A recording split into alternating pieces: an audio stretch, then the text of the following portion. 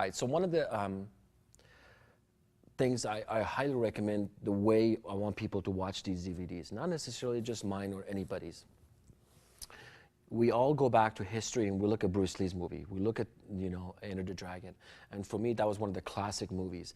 There's a scene in there he talks about, it's like a finger pointing to the moon.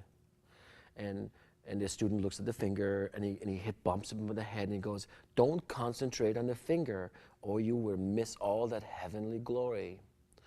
So what happens, I think, with a lot of us these days is that we see so many tech lessons and, we have this list in our head, back of our head saying, "Oh, I'm looking for these things. If they do this thing and this thing, this thing, then they're good. If they don't do this thing, oh, they're no good," right? We have this list. So we forget to accept people unconditionally. So when I watch something, I truly believe some people will teach you what to do. Some people will teach you what not to do. Either way, they're teaching you.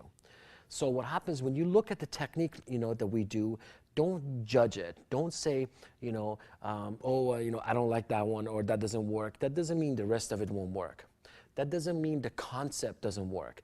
That the technique might not work, but the principle of it will work because the principle are natural laws. And natural laws are there, you like them or not. See, I'll give you an example of a natural law, is gravity. If I hold a pen in my hand and if I let it go, it will fall in my hand. You don't have to like that fact that it's going to fall in my hand. As a matter of fact, the pen doesn't care if you like it or not because it will fall without you knowing. So we should become more principle-based rather than technique-based. So listen to the way when I do something and don't judge it by, he's a Hapkido style. He's wearing a red T-shirt with a dragon. That's symbol of Kung Fu. He's not truly a Hapkido person. When you start falling in that kind of a mentality, you will miss all that heavenly glory that I might be talking about. Now, I honestly, as a teacher, tell you, I don't do 90% of what I teach. The other 10%, I'm always on it. I try my best every day, like Sensei Benny always says. Preach all the time. If you need to, use words. Be an example. So don't judge things by, here I am trying to do boxing, but, I wore boxing gloves, then, my strap wasn't on. It should be laced up right and strapped. I mean, people start judging things and looking at things and going, oh, that's not how it is, or, you did an elbow strike. There's no elbow strikes in Hapkido, or, you're doing forms. There's no forms in Hapkido. You start having that mentality, again, you're looking at the finger. You're missing what it's all about. All right, so my recommendation again would be take things exactly for what they are. Think to yourself, what can I get out of it, right? I always judge a good seminar that people come to do for me. I always judge a seminar by one thing. How did the students feel?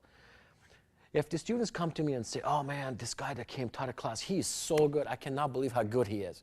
I always think to myself, okay, well, that's all right. But if they walk away thinking, "Oh my God, I learned so much from this guy, and this one thing he said really made sense to me," then I go, "Oh, that's good. That's how I'm going to have that guy here again." Because you want to become someone who looks for principle and live your life by principles, not necessarily by techniques. There's a concept that we talk about. God, it gives me chills to even think about it. It's called don't make somebody an offender for a word. What that means is that, let's say, I'm sitting down with a bunch of people, and there'll be a lady over there and there'll be a bunch of guys, and I make this joke and I make fun of women. And she'll cut me off. She'll makes me an offender for one word I say, and she'll shut me down for the rest of my time, for the rest of the stuff that I'm talking about, because of one word that I said, whatever happens to be, right? I think we should be much stronger than to make people an offender for one word or one piece of action. We should take the time, and if the relationship is worth it to you, there's a lot of times me and my wife will be speaking, and she'll be saying something, or sometimes even she brings out a name of an ex-boyfriend, right? Right, there's something in me wants to shut her. I'm done. I'm not going to listen to her again. But I go back to what's more important right now, her or what she's talking about? Of course she's more important to me. So I go, what, honey, stop for a second. God, you said so-and-so's name, and 99.9% of the time it's like, oh, you know what I'm talking about, this and this, and we just get over it. but there's been so many times where I've lost some great relationships because I held someone, offender, for one word, or, you know, they did one little thing and you just, you shut them down, you know. So I think I want to be so strong and so powerful that I can let go of all that and say, you know what, I'm going to be principle-based. I'm not going to shut people down because of one thing. So when you look at these DVDs, don't look at the type of knife I'm holding.